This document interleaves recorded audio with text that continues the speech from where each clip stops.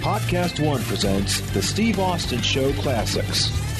My special guest today is a guy who I've been wanting to talk to for a long-ass time. His name is AJ Styles. He is the phenomenal one. AJ, welcome to the podcast. Thanks for having me. It took a long time, huh? It's been a while. Hey, man, I'm working on that rotator cuff. I'm just coming back from a little bit of an injury. You almost yanked my arm out of socket. How are you? Welcome to the show. Man, I'm better than I deserve. Honestly, this is it's been great being here. So I'm just excited to be a part of it all. Honestly, you excited to be a part of the podcast? Excited to be a part of the WWE? How are you feeling? Because I just got finished watching you in this show, Monday Night Raw, live a little bit while ago. Cut a hellacious promo out there with John Cena, and then you stomped a mud hole in his ass and walked it dry. Are you starting to get acclimated? Do you really feel at home now? You've been here 6 months. You've knocked some matches out of the park with Roman Reigns, a classic last night with John Cena. How you feeling? How you fitting in? Well, I got to tell you, when I first got here, I was a little nervous about coming in here. You heard stories about the WWE and the guys that were here, and so I didn't know how, a new guy coming in, how they would respond to it. But, man, they treated me like gold here. I couldn't believe it. In fact, I probably got comfortable way too fast. And so I had to dial it back a little bit. I mean, that's how good this roster is, man. Then made me feel, they did make me feel at home very quickly, man. But, dude, how long you been in business? Damn near 18 years? Yep. Okay, this ain't your first rodeo. You coming to the big stage now. It took you a long time to get here. And we're going to talk about all that. But as you know, you can never get too comfortable. You get comfortable, you get complacent, you go downhill. You're making your presence felt. You're knocking these matches out of the park. Are you happy with where you are right now? I mean, how can I not be? And I like being put in that position where I have to work for it. I don't mind working for something. I feel better when I'm working hard to get to a destination. And it's here, to be one of the top guys, to be in the main event. And I like working hard to get there. And truthfully, I know I'm not the biggest guy here, so I have something to prove. So I have to get after it when I get in the ring. No, I kind of noticed. I thought you maybe operated with a chip on your shoulder. Well, I wouldn't say it was a chip. What is it? It's a guy who's always been told, well, you're not the biggest guy. I'll tell you a story. My oldest son is just, man, he's an athlete. Nothing. All my boys are athletes, but my oldest son is into all these baseball, basketball, and does really well at all of them. I told my dad, I said, Dad, he's great at everything, but he's small. He goes, yeah, that's funny. So are you. You just didn't know it. There it is. You don't have to know how. It's not about how big you are. It's not how big the dog is. It's how big the fight is in the dog, right? Same thing, man. Dude, if you'd lined all the WWE superstars back up in about 95, 96 when I came in here, I wasn't the biggest, best-looking cat in here either. So I feel like there's a little bit of a parallel kind of running with what you're doing here in today's landscape with what I was doing back in my day. But can I give you a piece of advice before we get into a little bit of your history and come up and tell your story?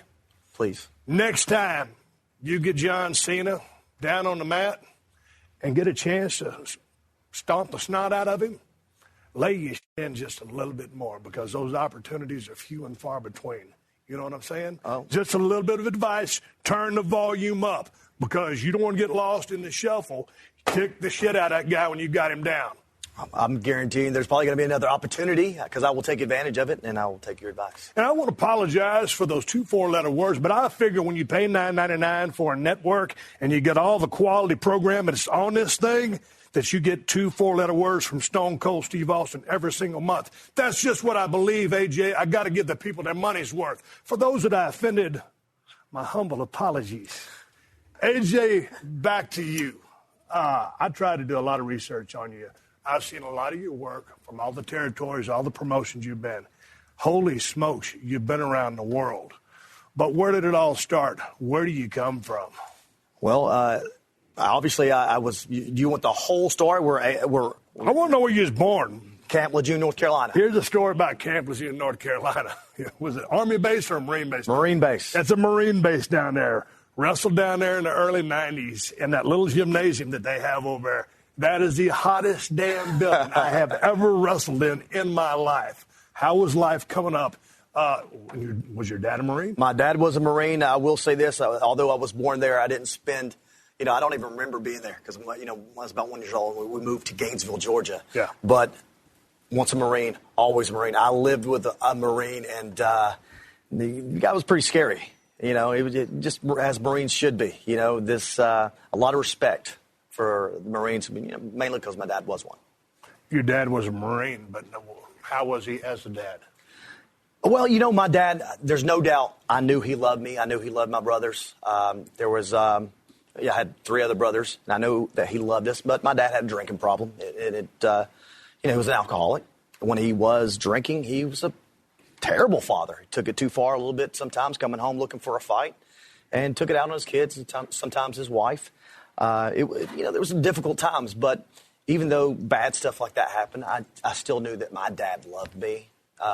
Really, supported me in every sport I ever did. He was just. But was he a loose cannon? Was this a regular everyday thing? Or it was. Hey man, what's Dad going to be up to today? I hope he ain't drinking. That's exactly it. Well, I hope Dad doesn't come home drinking, because we knew somebody's going to get tore up, because anything could set him off.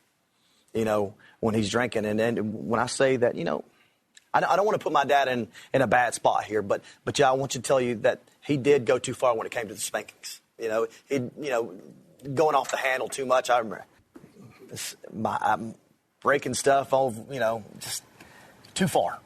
When I said we got beatings, maybe a little bit. Maybe I would say that that's the kind of dad we have, but also nobody's perfect. And so being brought up in a childhood like that, in a combustible environment, which was your dad, was a good man, but when he was on the sauce, not good. Not good. Did that have any effect on the way you raised your kids? Because you're a father of 4, correct? Yes, a father of 4, and it 100% affected the way that I raised my kids. Now, I have a dad voice, and I got that from my dad. And I can, as soon as I yell at my kids. Dad voice, because I know what you're talking about. All right, it'll just say, hey! It's a little bit louder than a hey. Yeah. And they, boom, snap their heads around, and they know what's up. Dad's not playing around anymore.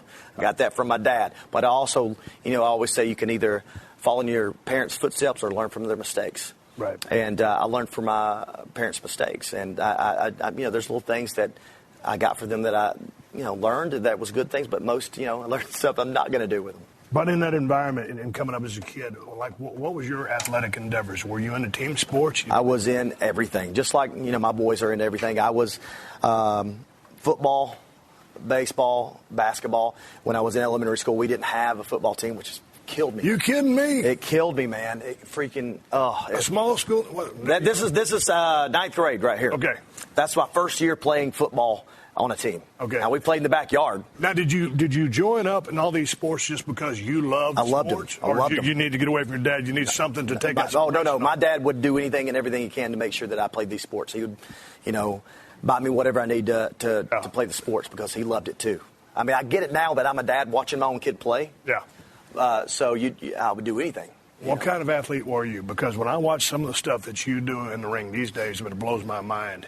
And some of the move sets, some of the stuff that you do inside a squared circle. Highly competitive as a kid. Did you excel at the sports that you played? Basketball did pretty well in, and I think it's more not because I was the best shooter. I was just a hustler, man. I got after it. Everything I did was a hustle. From playing t-ball, for the being sponsored by the boys club and Dairy Queen, getting after it, man. I wasn't afraid of the ball. I had 2 older brothers that were going to throw the ball as hard as they wanted at me, so I caught it. I had no other choice either to get beat. So a lot of these kids are scared of the baseball, and I was like, bring it. Right. I wanted it. I wanted every bit of the ball that I could, and being the smaller guy, I just wanted to knock a home run as a kid, and never got the opportunity to do that. But I would hustle. But see, in South Texas, where I grew up, we didn't have any amateur wrestling. I understand you do have an amateur wrestling background. I do. I started when I finally got to play football. Our cornerback coach was also the head wrestling coach. He asked me to come out. I said, all right, I'll give it a shot. A week into it, I said, Coach, I can't do this. This is hard. This is difficult. And he said, give me 1 more week. I said, all right. Was it the conditioning or was it the... It was conditioning. Okay. I mean, there's no other conditioning like, collegiate wrestling. I mean, you can't compare it to anything. I think some of the best athletes in the world come from collegiate wrestling. There's Well, no it's funny muscle that you say that because I'm good friends with Kurt Angle, and he puts you over as being one of the best workers he's ever been in the squared circle with. And if you go back and look at his training logs of the insanity that he was going through to pursue Olympic gold successfully in 1996, he knows firsthand how tough it is. But he puts you over as being one of the most talented wrestlers, if not the most talented wrestler he's ever got into the squared circle with. But back to the amateur wrestling. You made it through. Did you excel at that as well? Well, I was. We didn't have a 152. So my freshman year, I started at 152. I remember the first guy I wrestled. He was it was like he's headbutting me. He's just locking up. And I'm, Coach, he's headbutting me. I don't know what to do. And the guy ended up beating me. Second year, I wrestled that same guy. And now I got a thing or two. I've got some mat work under my belt. I ended up getting thrown out of the match because I was calling him every name in the book while I'm sitting there putting his arm behind his back. I met up with him again my junior year in the finals of a tournament. I ended up 15-pointing him and pinning him at the same, meaning I pinned him, but if I'd let him up, it'd been 15 points. That was the kind of guy I was. I wanted to, I wasn't wrestling you to just beat you. I'm going to wrestle you. I wanted to hurt you because you decided to get on the same mat as me, and now you got to pay the price. That was my attitude. See, and that's one of the things that just listen to you tell that story. That's one of the things that I love about you because that's that killer instinct. That's that mean streak. To me, to be successful in sports, you have to have a mean streak. Hey, it's not fun just to, hey, I want to compete. I just want to have fun and be out there with the guys. Hey, piss on that. Dude, I want to win, and I'm going to beat your ass to win. And that was much the same way I took into the squared circle myself. But when I watch you in the ring and I see that mean streak and I watch you lay all your stuff in, it's a contest. It's a sport. And that's one of the things that why I praise your work the way I do. Now, I also know you're somewhat of a religious guy. I am. I am. So what kind of words are you telling these guys when you got all these hammerlocks and stuff and you got them twisted in a knot? Well, listen. Now, just so you know, I really... turn my life around AJ, when I was a senior in high school. So I was bringing it, and I was saying some awful things, and it wasn't just in wrestling, because in football you got to talk a little smack, and I let them know that I was there, and these little freshmen coming, I'm telling them I'm going to murder you, you little mother. I was laying it on them. Yeah. That's the way it was. But as I got into college, I went to a Baptist college as well. Man, I just didn't feel the same way. I didn't feel right about hurting guys that I was in there with. So it's just, I didn't finish college. Let's put it that way. So what was your take on the business of professional wrestling? A lot of people come from the shoot side of it, and they see the pros and think, not so much.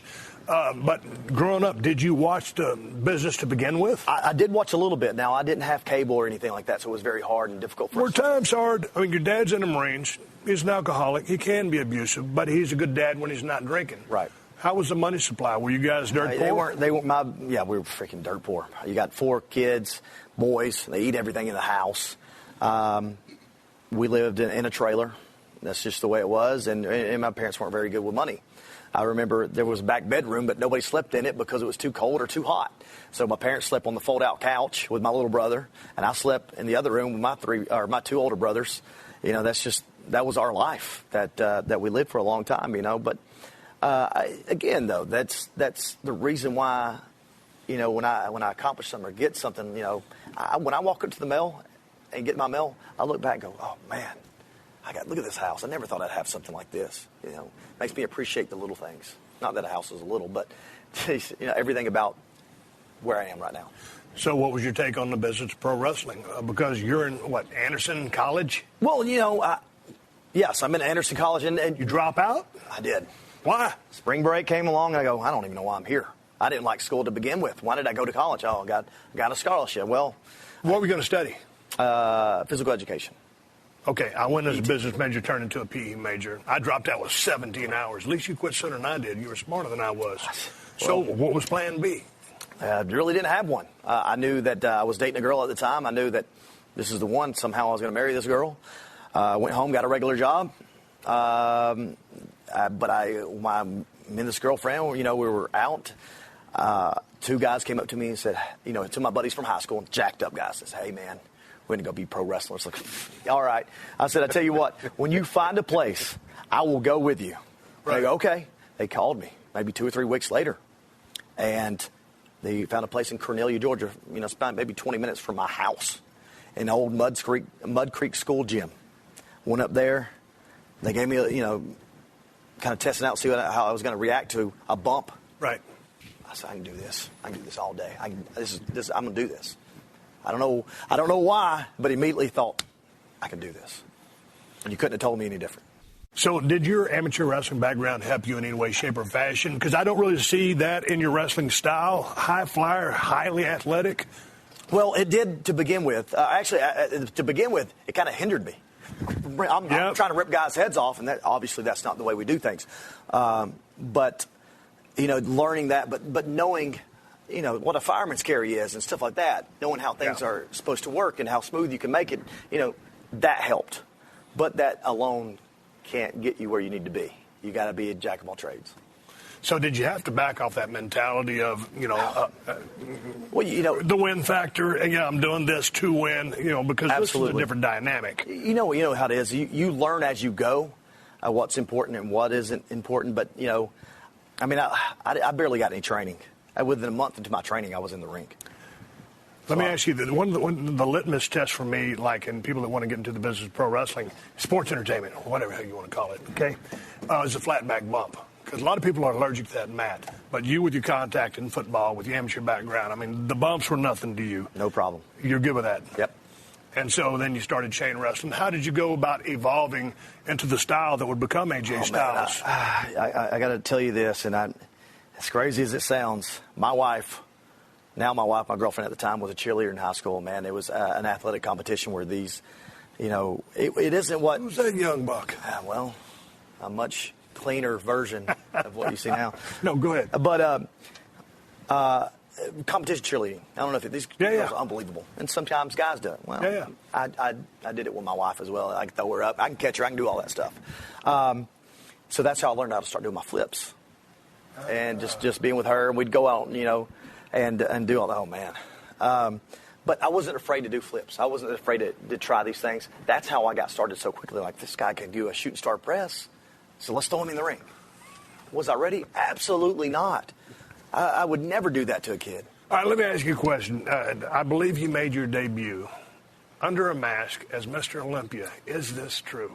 This is true. I've talked to how many people, and they've started off as Mr. Olympia under a hood or a mask. And to those that don't know what a hood is, listen, explain to me how you become Mr. Olympia. I would have done anything to get in that ring and wrestle. Right. I don't care what. Whose idea was it? Definitely wasn't mine. It was the promoters. Well, why didn't want to put you under the hood? I don't know, and I didn't care. Just put me in the ring and let me wrestle. Yeah. And it was against another guy who was trained with me. So we just went out there and done. I'm sure I'd be so embarrassed if I watched it now, but I was so happy to be a part of it all. I was dying to be in that ring and to be in front of people and wrestle. So you met your wife. She was a cheerleader. Yes. Okay, so then what were you doing? You were doing stuff on the sides. You was mowing grass. Yep, I was delivering bottled water.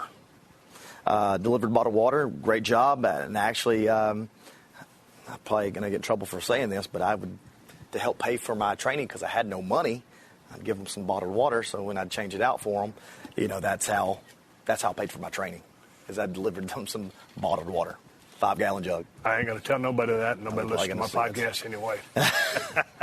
But, it worked. How long did it take you to grab a hold of to what the concept is here? Here's what we're trying to accomplish. Let's tell a story.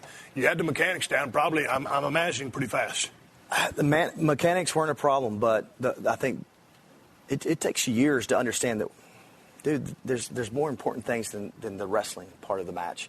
There's a story that needs to be told. And I don't think I really captured that until Terry Taylor and I started sitting down and talking. When was this? This is. How many years in the business? Gosh, it was. Got to be 5, 6. Yeah, maybe longer than that.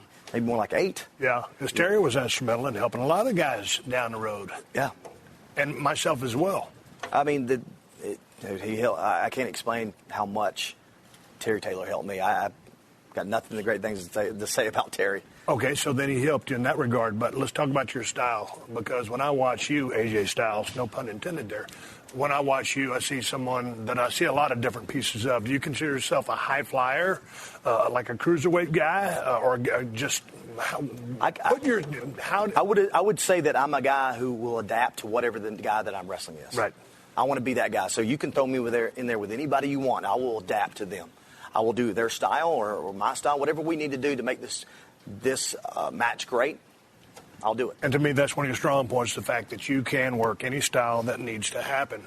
I kind of model myself in my early career very impressionable by the Nature Boy Ric Flair. He's my favorite pro wrestler of all time. So in the beginning, I modeled myself after him. You know, it took me getting dropped on my head to change into a brawler, which fueled the height of my career.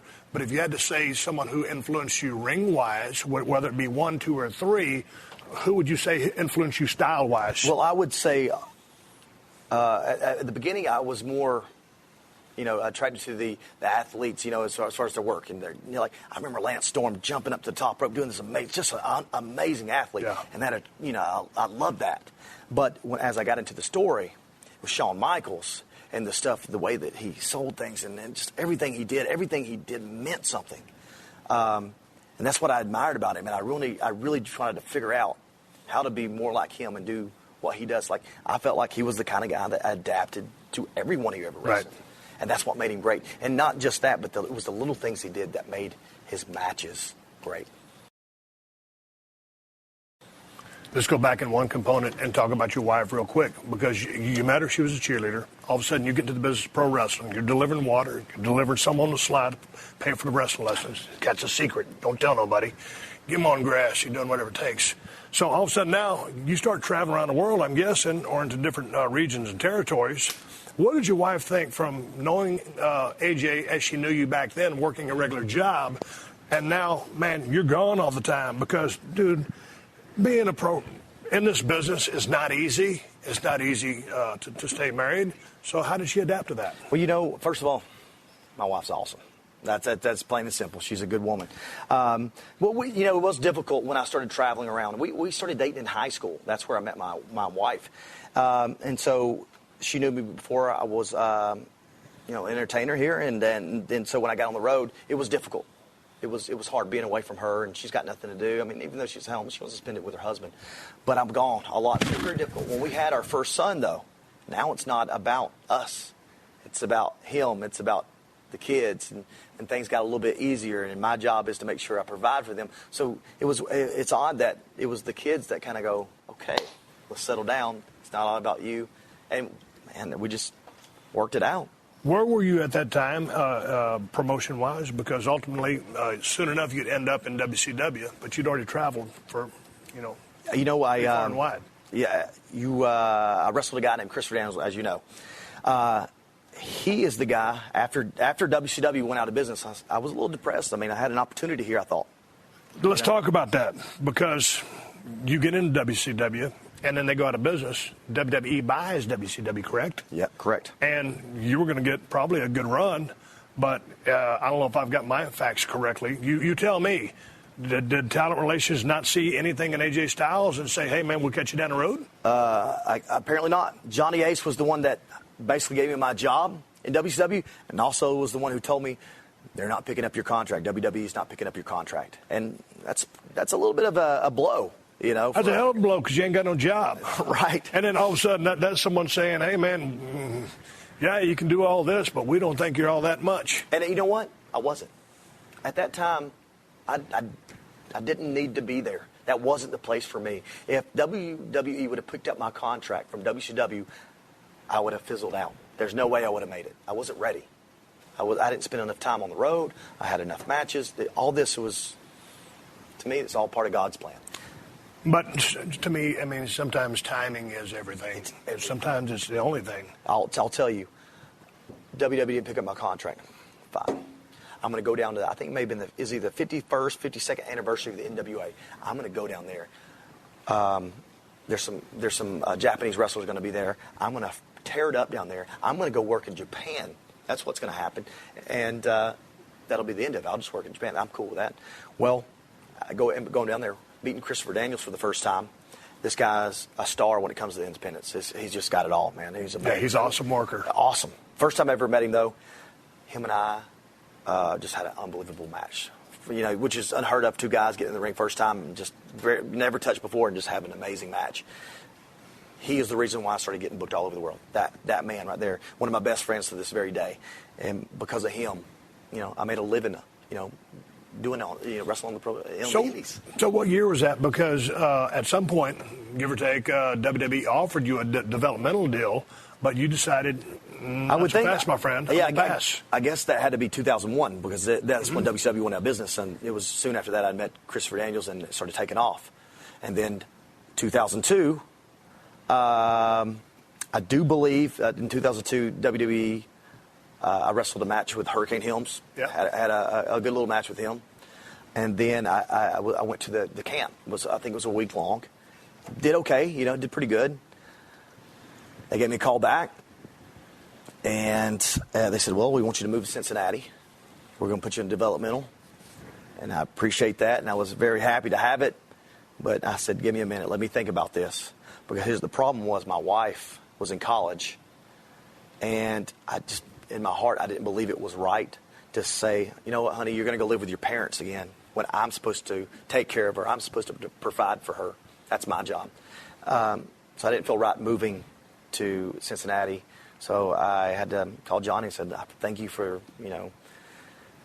thinking about me, but I'm going to have to turn it down. But, and that was all for your wife? Yeah, absolutely, 100. She told me, she said, go. She said, go. My wife told me, go. But again, it just goes back to me. You've worked for every single thing you've gotten, and you're taking care of your family, and here you're looking out for your wife. So then did you go to Japan, or was that? Well, it wasn't a couple months, and then TNA. Dude, let's talk about TNA. They just call you up and say, hey, man, here's what we're going to offer you.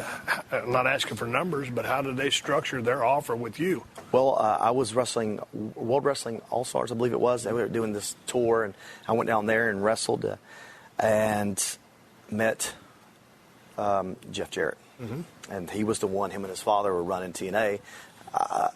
Basically struck a deal there in Australia. Didn't think much of it. I thought it's another independent. I'll go do it, make some money while I'm at it. That's how, as far as I know, I was the first guy they ever signed to a deal. So what were your thoughts on TNA? I mean, because you spent, 12 years there? 11 years, 11 strong years there. And listen, for 6 months, I didn't care. To me, it was another independent. And I was okay with that because it was a Wednesday night. And I didn't have anything going on anyway. And I was able to earn some bucks. As it grew, as people told me that this place was going to go out of business, and it never did, and you go, you know what? We got something here. And I was having unbelievable matches with Low Key and Jerry Lynn. Jerry Lynn, one of my favorites, one of the guys I learned a lot from. And then went on to started doing more stuff and gets bought out by Panda Energy. And then this thing's really starting to go. Now we start moving to Orlando. I mean, it was a slow build, and now it's really taking a turn for something big here. Okay, you're saying the turn starts coming up here. Pan Energy comes in. That means Dixie Carter's now running the company. Right. Your thoughts on Dixie Carter running the company coming off the heels of working with the Jarretts? Well, the person who's not necessarily been in the wrestling, sports, entertainment industry before, although maybe a big fan and a very smart individual. Well, even though she bought it from the Jarretts, Jeff was highly, very involved with the storylines and stuff like that. So that was a good thing because you had that wrestling mindset still there. So it was still going well. I mean, it wasn't long after that we got to Orlando, got Samoa Joe in there. It was dude. Love Samoa Joe's. I was begging them to get Joe in here because they didn't understand. Some people don't see people the way we do. Yeah. And I knew Joe was going to tear it up, and him and I did amazing stuff. Joe was just tearing people apart. And it wasn't long after that, here comes Christian. And it wasn't long after that, Kurt Angle came. And now it's amazing. I remember seeing Kurt and going, oh, my God, because nobody knew about it. Right. We're just like, this is amazing. So everybody's excited. I remember saying to another one of my best friends, I have 3 friends in this business that I count on that will pick me up 3 in the morning, no matter how far away. Samoa Joe, Frankie Kazarian, and Christopher Daniels. I remember Frankie Kazarian going out on our first pay-per-view, when I was at TNA, and I said, tear it up, man. This is it. We were excited about this, and he went out there and he did. Yeah. It was such a great feeling there that we a bunch of guys who wrestled on independents came together, and we were doing something special. And that sounds great because, when you dug in, it's almost you against the world, really.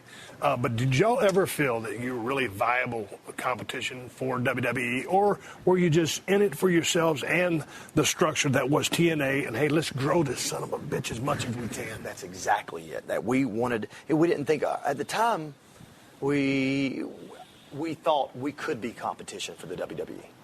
That was the goal.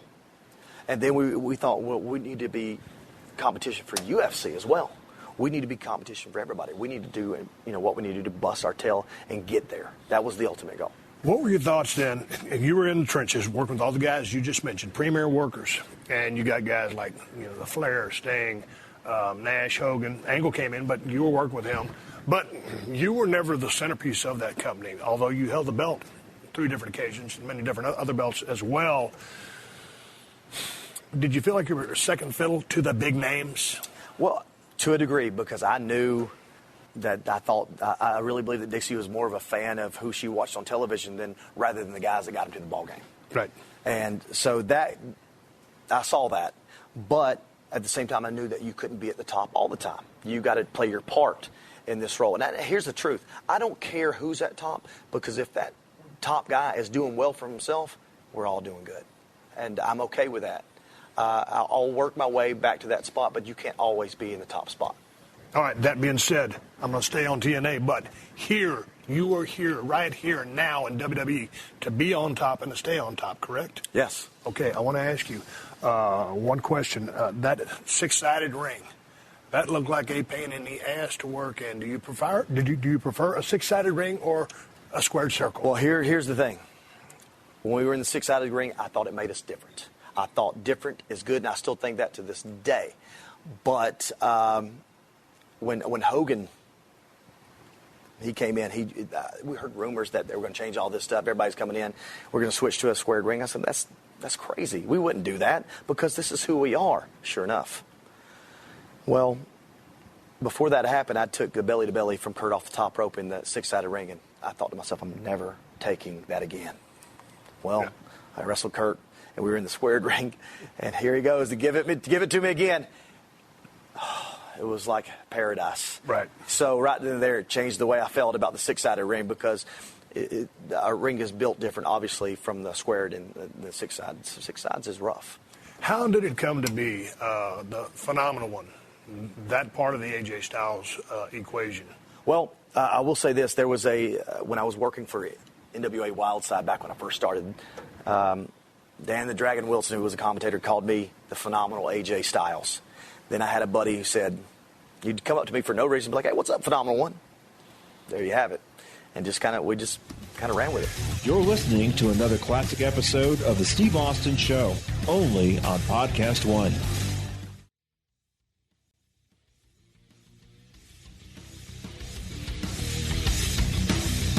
Okay, describe to me now, here, as we sit in the WWE, hell, earlier you just got finished kicking the crap out of John Cena. You had a bust-ass match with him on Sunday at the pay-per-view. You're going to probably follow that up with some more matches with the guy. You're on fire. So tell me, like when I'm thinking, sitting here, okay, if you tell me Stone Cold, I get it. Undertaker, I get it. The Rock, I get it. Hogan, I get it. Phenomenal one. Fill me in. What is the phenomenal one? Who is the phenomenal one? I think he's the guy that no matter who he's in the ring with, you're going to see something special. And it may be something you've never seen before, and the fact that I can pull it off anytime, anywhere, any place. I think that's what makes me phenomenal. And go ahead. And at the same time, I'm enjoying myself when I'm in there. No, and here's the thing, and I enjoy how humble you are, but when I hear that confidence, and when I hear you saying you're having fun, man, that's music to my ears, because you have to be confident. Never let them see you sweating. You're on top of your game. And if you ain't, man, it's like tonight's house. You guys were rocking it out there. And in Las Vegas last night, the people were in. Vegas is a tough town because you never know what you're going to get there. So props to that crowd last night at the pay-per-view. They were on fire. And when you go out there, all the chips are on the line. You're out there with the number one babyface in the company, which is John Cena. Absolutely. And that crowd was electric. And, dude, You're calm, cool, and collected, and you're in your element. You're calm. You're not rattled. You're confident because the task at hand is to rock these cats, and that's what you did. And that's what I like about you.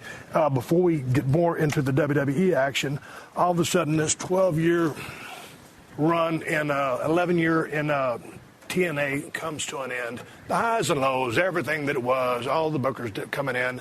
Why leave TNA? I feel like when you work hard, you should get paid for that. Damn right. And I worked hard. I never, got in trouble. I never did anything to embarrass the company. And yet I was taking a pay cut. At least that's what they wanted me to. I didn't think that was right. And I put a bet on myself. I bet on myself that I could go to Ring of Honor and then somehow get in the New Japan. And everything worked out. And that bet worked. I believe in myself. And I bet on me.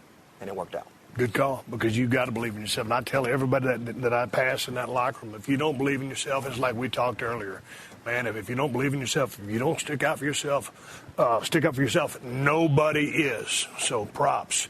Talk about Ring of Honor. Let's talk about New Japan, the transition there. Working in front there in TNA for give or take 11 years in your American stateside stuff before you left for Japan. Talk to me about the transition, working American crowds versus Japanese crowds. Very different culture, very different crowds when you're trying to work in the squared circle. It is a little bit different because they're not as crazy. Like the Las Vegas crowd was amazing. They're not going to be that way. They're going to sit and they're going to be very quiet. You've wrestled in Japan. It's totally different. But the wrestling isn't. And that's who, I was at home. I was with the top guys there. It's crazy how it sounds, but I don't know if you know the story. But I literally came in right to the top. I didn't wrestle any of the guys. Give me the straight story. To the top. Well, because that's a Bullet Club story, right? That's exactly where we're going with this. Talk to me. Finn Balor, Prince Devitt, he had made a decision that he was going to go to NXT. He's going to take a chance bet on himself, which was a great bet. And literally, as I'm coming over to New Japan, we do this. I beat up Okada, show that I got the Bullet Club shirt on. Finn Balor is on his way out. I was there when you give a little speech, say thank you for everything. It was very emotional with Finn. And, being in the locker room saying, to the guys, he'd been there 8 years. Yeah. And then I just kind of was right in there, wrestled Okada, first match, beat him for the IWGP World Heavyweight title. Just as far as a performance factor in the ring, man, I only went to Japan for 3 different tours. One time that the longest I was over was 3 weeks, in which myself and Arn Anderson drank a lot of beer to maintain our sanity. Sounds like Gallows and Anderson. Yeah. We'll get to those. But when you're over there, it's a whole different mindset, especially when you come American side wrestler and you go over there, because, man, I'm listening to a crowd, as you are here. Yes. And that's how you're basing your decisions about where you go. And so all of a sudden you go from here to there and you're working in silence. How long did it take you to grasp onto this and say, okay, here's what it is. It's a different style, but how did that affect your decision-making process in the ring, on the fly, in a match? Well, I got to tell you, I've wrestled there before, so I knew what to expect. What I didn't expect is how good, Tanahashi, Okada, Shinsuke Nakamura, Shinsuke is over here as well. I didn't know how good they were. Man, it was amazing. And I remember one specific time where I had Tanahashi in the calf crusher. I'm wrenching it. And the crowd just coming. And so we're feeling it. We're seeing it. And I thought, what's going to happen here? And then you see fans crying in the front row because they were afraid that Tanahashi was going to tap out. Yeah. And right then and there, I go, wow, that's the beauty of telling a great story. That's what it's all about. And it was just unbelievable, the matches I had. One of the things that I also enjoy about your work style, again, I'm a fan, and it's fun for me, who's been out of the business since 2003, to look at a guy and say, man, I'm a fan. And so to watch your matches. If you go to YouTube, I always get people to watch on my podcast, and it's the 25 moves of AJ Styles. and the calf crushers in there. There's so many, the Styles Clash off the second rope. Well, there's 25. You can look at it on YouTube yourself. Dude, how did you come up with this? Because innovation is the word I want to use. How did you come up with some of the sequences, some of the move sets that you've come up with? Because I've never seen them before. And what I like about your style is you execute with malice and intent to harm. You're very safe, but that's one of the things I like. It's not like a ballet dance, and I'll bring a match up here in a little bit. Talk about all the moves that you create and being the innovator that you are. First of all, I want to be different than anybody else. When I hit a move, I don't want them to think, oh, Ric Flair or Stone Cold. I want them to go, AJ Styles. So when someone else hits the same move or someone that looks very similar, they're going, that's AJ Styles' move. I want them to think of me and me alone. So that's why every one of my moves is I try to be unique in everything that I do. And sometimes it's every move's it's been done, but you can put your own twist on it to make it yours. I've seen a forearm before. I've seen Masawa do his forearm from the second, but how do I make it my own? And that goes in. It's just little things like Muda, and he do that elbow. It's an elbow. Right. That's when I say, okay, when I do my knee, I'm going to move a little bit in the air to make it a little bit different than everybody else's. And I like that. You brought up Shinsuke Nakamura a while ago. He is the king of strong style. He's down in NXT. Who knows when we called to the main roster. But going back to the king of strong style, it makes me think of you. You lay your stuff in. And so I don't know what the gag was or if it's just straight up shoot. A spinning back fist, you knock the Miz's teeth out of his mouth. When you come in here, you've been here 6 months now, give or take. What did people think? It's like, hey, man, I was known during my comeback I would have done good in the UFC, according to some of the guys that I work with. I'm ribbing. But I was a little bit snug. I took care of the business, protected the business. I laid my shit in, okay? Any heat from the boys in the locker room? None at all. Really? None at all. That's the pros that we have here. I didn't see one guy go, God, dude, nope. In fact, they said, bring it. That's it. This is a tough dude. He doesn't get enough credit. He's tough, man. I respect that guy. And if I thought that there may be a chance that there would be some trouble on the way, because I do bring it, I'll make sure they know that it's coming. And so build it up so when it does come, it's not as bad as they thought it was going to be. Right. So, but like you, man, I hit me, bring it. I like that. In fact, the harder you hit me, the more I'm into it. So bring it, man, and I don't mind that. I don't mind that part of it. Now, don't murder me where I can't figure out what to do next, but let's make a sound and protect the business, as you say. What would be some of your favorite moments in your career thus far? I think a lot of them, as far as some of the matches that I had, I've had so many here lately. I was in the Royal Rumble. Talk to me about your response when you happened to Rumble, because here was when you made your entrance. Roman Reigns was in the ring. He's the world champion. You just had 2 world-class matches with the guy in recent months. You come down, and the people light up. Did you expect that? Not at all. Dude, I was so worried that they wouldn't know who I was. Right. I thought it was the perfect place because it was Orlando. I had a chance. So I was hoping for that. I was hoping to come out early. But the way we did it was perfect. And, dude, I could have stood right there for 5 minutes and just sucked that in. I was just loving it. Couldn't believe it. Try not to act like I wasn't, I could have walked back to the curtain and go, I'm done, dude. That was it. But getting in the ring with Roman, man, it was really cool knowing how they felt about him at the time, and it was a pretty good moment for me. Why did you decide that now is the time to come to the WWE? It's been 18 years in the making. Well, there was an opportunity. I got in touch with a friend who got in touch with Triple H, who said he was going to call me. Never did. And I just assumed, hey, listen, I'm 37 years old. They're not going to call you. And that's okay. I'm okay with that. I'm happy with where I'm at. And maybe 2 weeks later, I finally get that call. Now, during that time, we may have to go back to the TNA because of this. I needed to get back home. I missed my kids. If something happened to them while I was in Japan, I wouldn't know what to do. Not be able to get home really frightened me. So I was like, I need to get back home. TNA, we started talking about it, maybe something, but we were also talking to Ring of Honor New Japan, who worked together, maybe we do something there too as well. So we're doing some, yapping back and forth, and went and had a conversation with a couple people at TNA to see what we were going to do. And Triple H called. We had a great conversation, 30-minute conversation. First time I ever talked to the guy. I knew that's where the place I needed to be was here.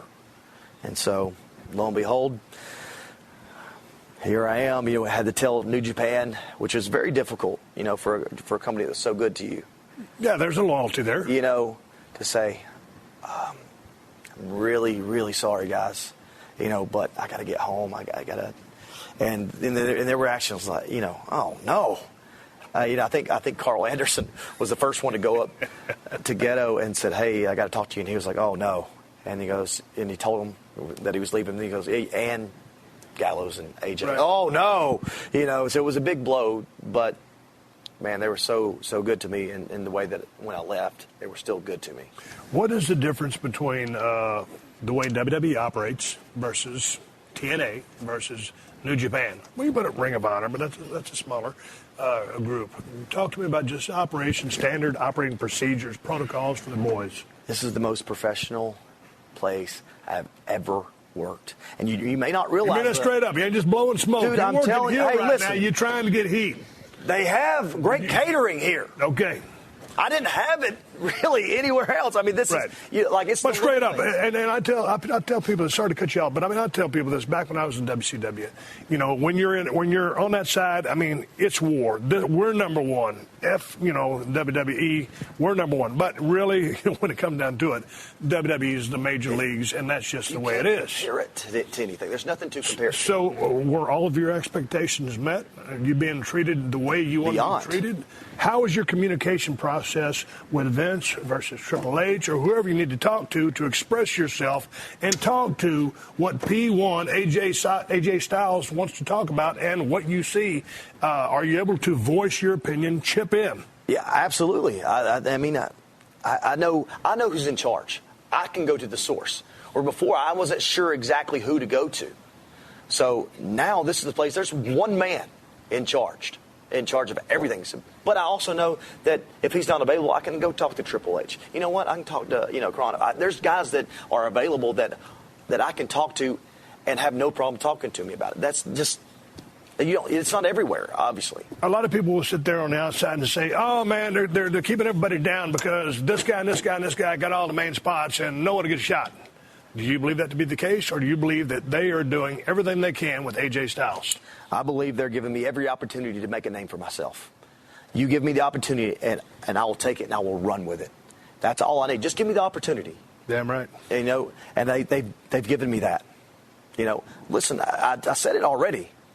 There's no way that Vince McMahon saw anything special in me at the beginning. But when he told me, he said, listen, let me tell you what I want. I want this pit bull. I said, I know that guy. I know that guy. I was, when I stepped onto the mat, that's exactly who I was. That's exactly who I am. I got something to prove. Give me the opportunity. You've been all over the world. You're an 18-year veteran. You've seen a lot of it, done a lot of it.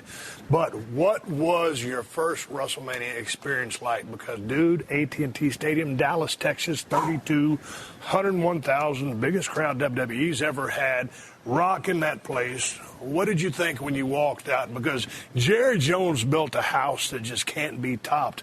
Your feelings when you went out, because you're a confident vet, you know what you're doing. Tell me your feelings. My knees are shaking.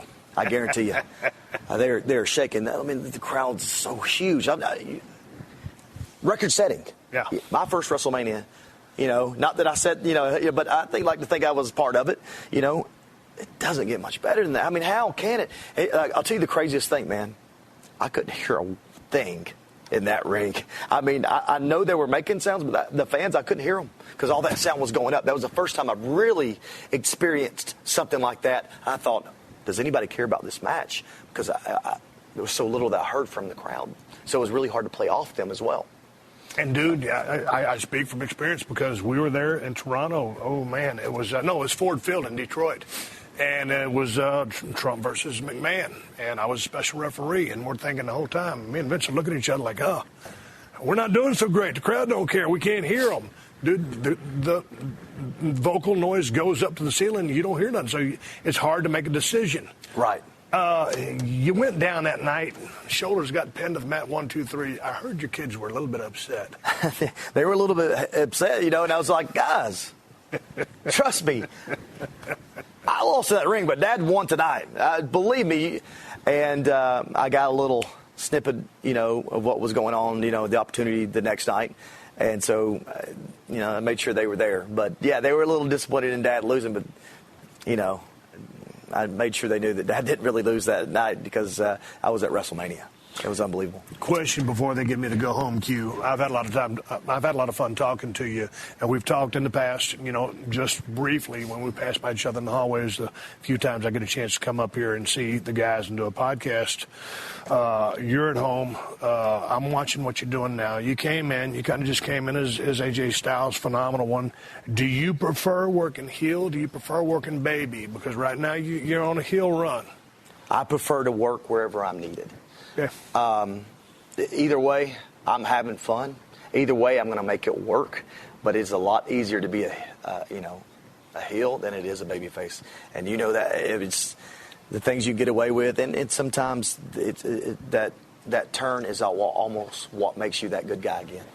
What would you say the future holds for the phenomenal one, AJ Styles, here in the WWE? I would think that the relationship that I have here now and the work ethic that I'm showing now hopefully will provide a job, not performing, but in maybe helping someone getting better or something like that somewhere in the office within this company. I hope that they've seen the work ethic and maybe I can hold a job somewhere in this company. And you've been around the horn long enough through your years and all the other promotions that you've worked. You've been here now. These are shark-infested waters. I've told you that before. So you know what you must do. The communication channels must be open. The positivity on your level must be nothing but straight up positive, and be willing to make all the shots. Do you feel good about where you stand here? Do you feel like there's a glass ceiling? Do you feel like there's anybody holding your ass down? Absolutely not. I don't see how. I don't understand that. How can someone hold you down if you don't let them? I mean, I'm going to go out there, and it's my job to get AJ Styles over. It's my job to make sure people want to see me in that ring. That's my job, and I'll take that because I'll make the best of it. And so I don't feel like you can't be held down if you give them what they want to see. I've enjoyed seeing you expand your character a little bit with your promos lately. My question is, we've seen you in the ring. What else do you have? Do you have more to offer from a physicality standpoint? Have you only scratched the surface? Only scratch the surface. There's a lot of stuff that I got in the bag that I can definitely throw out. There's some big stuff that may come out much later that people have wanted to see, and maybe I can take that and run with that as well. I mean, there's stuff that I've got that you don't. If you use it all the time, then it's not special. But if you use it every now and then, well, man, it's exciting. Well, man, I'm looking forward to seeing what the future holds for you here in the WWE as you move forward. It's been a badass 6 months. Loved your run of your matches with Roman Reigns. I loved the match with John Cena last night. I wish you health, safe travels, all the best. Dude, these are shark-infested waters. Only the strong survive. I wish you all the luck. It was a joy talking to you tonight. I've been a fan of your work for a long time. So, hey, man, I'm talking to AJ Styles, a phenomenal one. Thank you for joining us for another classic episode of The Steve Austin Show. Please leave a rating and review on Apple Podcasts and tell your friends. For more Steve Austin Show, go to PodcastOne.com. That's PodcastOne.com.